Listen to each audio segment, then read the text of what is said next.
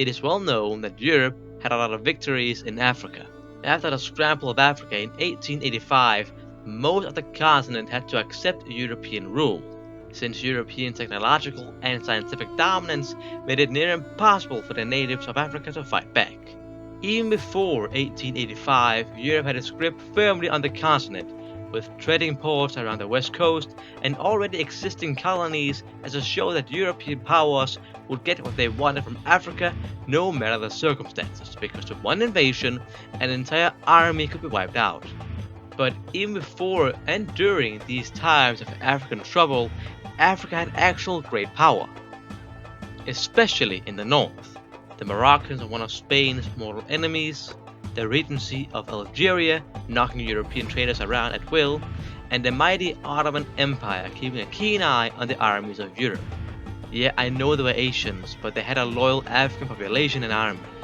It must be no surprise that Africa must have won some wars before and during colonization by the Europeans, even though they had all the power needed to win these battles.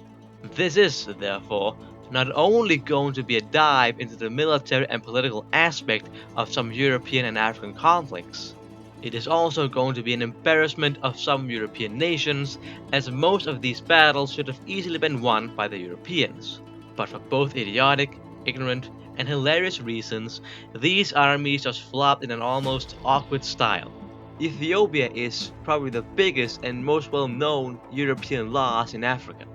Ethiopia is a prime example of European failure in Africa, as it was the only nation to withstand the European invasions after 1885, and actually be invaded. I see you, Liberia, I see you. As you most likely know, the Italians had their eyes on Ethiopia as a colony, which should be a perfect addition to their rather small colonial empire.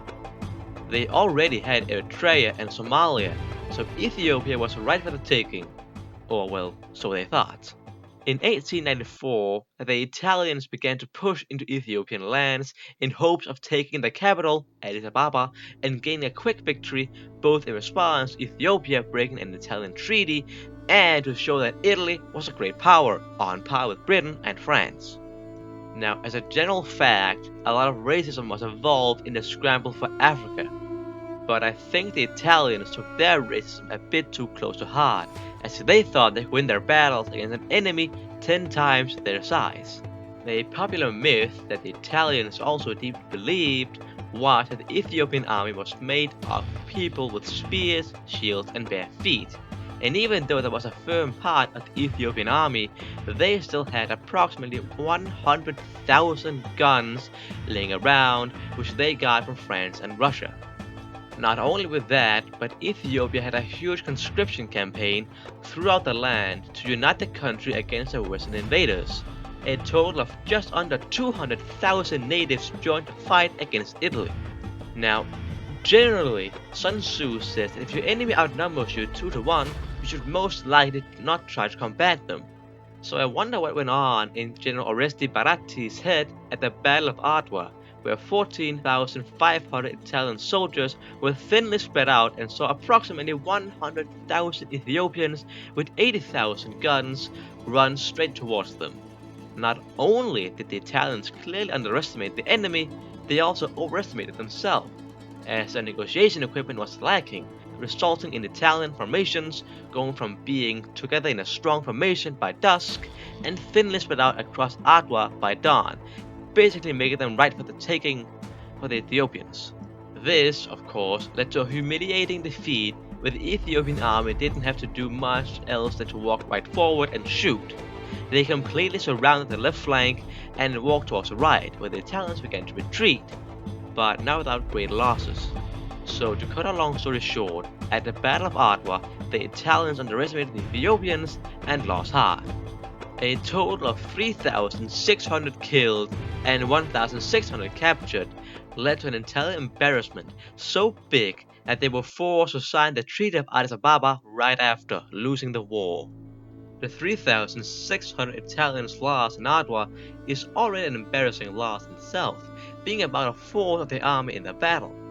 But during the entire campaign, Italy had to say goodbye to a total of 80,000 Italians and African auxiliaries.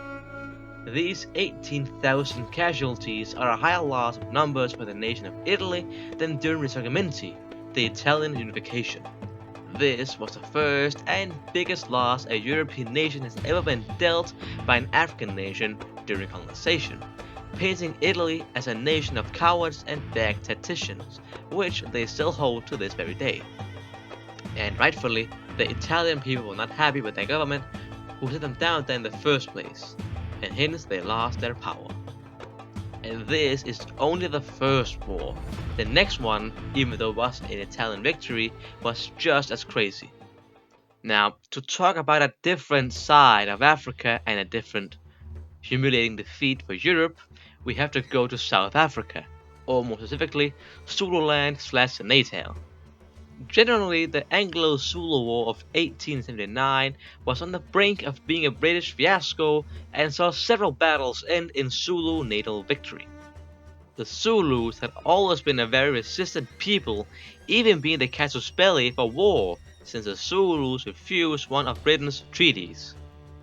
Not only with that, but many Zulu kings like King Shaka and King Chetwau, I think, were outstanding military leaders completely devastating enemy tribes in the area. The Zulu nation was a powerful country, yet not everyone saw it like that. The British saw the Zulus as yet another tribe to subjugate, thinking that their modern technology and professional army would be enough to defeat them. This combination of resistance, military power, and British ignorance led to the Zulus having an upper hand that the British would not be expecting. This could all be seen in the Battle of Isandlwana. As briefly said before, the Zulus broke a treaty that the British had forced upon them, which was the reason for war, and the reason why Britain invaded in the first place. On the 22nd of January, almost right after the invasion began, the British 2nd and 3rd columns, consisting of around a total of 1,800 men, laid camp near Isandlwana. Here they were waiting to walk further into Zulu territory, in hopes of forcing the Zulu army into a battle, which the command of the invasion, Lord Chelmsford and his beautiful beard, thought would be a decisive victory for Britain. But the Zulus, being used to the territory and way faster than the British forces, walked right around them and waited to attack the British on the 23rd. The plan was to attack and overrun the poorly defended British forces at Isandlwana when they least expected it. However, this plan was cut short as the British scouts found them. The Zulus, however, had found out that they had found them out, so they found a plan to just attack right now. The Zulu forces, with a strength of up to 20,000 men, charged the British, who didn't have the material to make a decent defense like trenches or decent barriers. They were therefore forced to stand in open fields against the Zulu. So since the British simply stood in a field, of course, with guns firing back at the Zulus decided to do their trademark move, the bullhorn formation. Forming up in 3 different columns, the Zulus surrounded and smashed into the British lines. Already before the Zulus collided with the Brits began to retreat, seeing this overwhelming force coming straight towards them. The center force were pinned down by the British with extra high morale, seeing as they were fighting for Queen, country and her honor. But simply will isn't going to win a war, seeing as her left horn was closing in, almost encircling the British forces. Seeing this, the British retreated back to their camp in hopes that it would work as a solid defense. However, the Brits were too late, as the Zulu overran their right flank, more or less destroying it. Even though this was devastating, the British did not give up, as their morale had only gone up. They held a last stand and fought to the very last man. And fight to the very last man they did. Even though the British can take pride in their honor and last stand, that doesn't mean that the Zulus didn't annihilate the British. A total of 1,300 out of the 1,800 died, instantly giving the Zulus the upper hand in the war. This also led the British to take the Zulu more seriously, preparing another invasion to ship from London to South Africa, since they weren't about to be outsmarted by spears and hide shields. This is also why some call the Zulu victory at Isandlwana a Pyrrhic victory, or in other words, a victory that wasn't really a victory in reality, since it did make the British realize their dire situation and pave the way to the end of the Zulus, yet the point still stands. The Zulus destroyed the first European invasion of their land despite being technologically behind. When it comes to the Italians, they simply thought they were better off than the Ethiopians.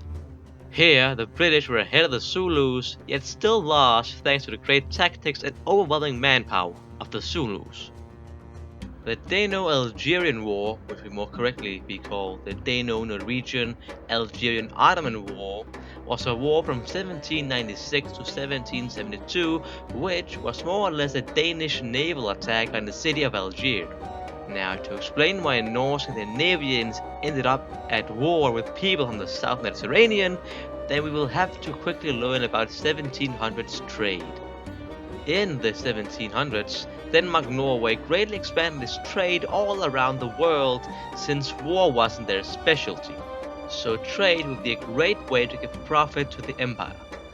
One place in particular they began to expand their trade was the Mediterranean. But, of course, there was a lot of trade in the Mediterranean already, meaning that there was a lot of competition. This also meant that a lot of poor people from the African coast saw an opportunity to get rich quickly.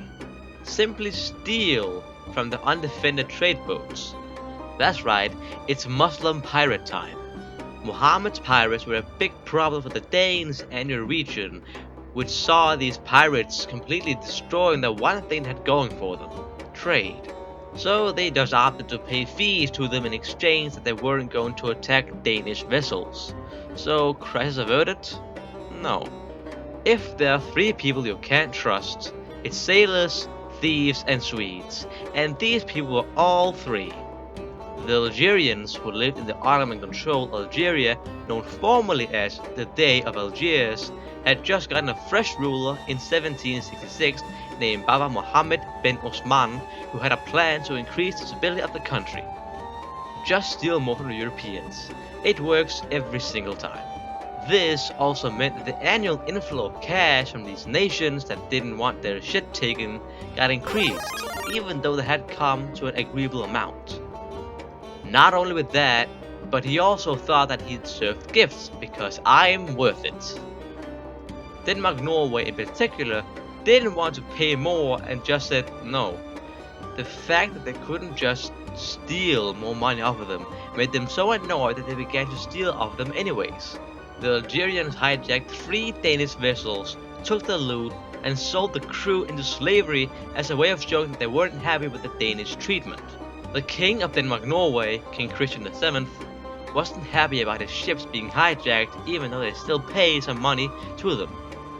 He therefore sent a vessel including 2 frigates, 2 bomb galleons, and 4 line of the ship down to Algeria to sort this violent shit out with violence. They shipped from Copenhagen in May 1770 and headed to Algiers.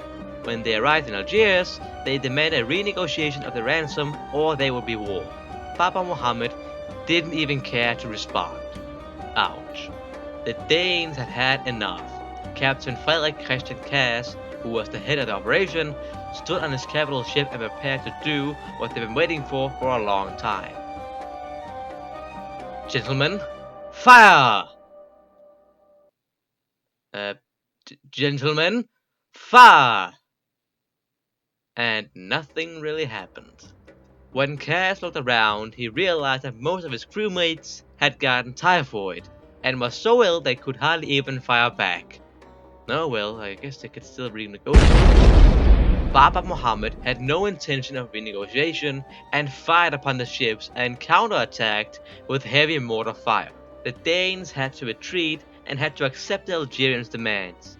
A large payment for pirate protection, annual gifts to the Dey of Algeria, and the Dano-Norwegian government had to pay for the captured crewmates' freedom from slavery individually.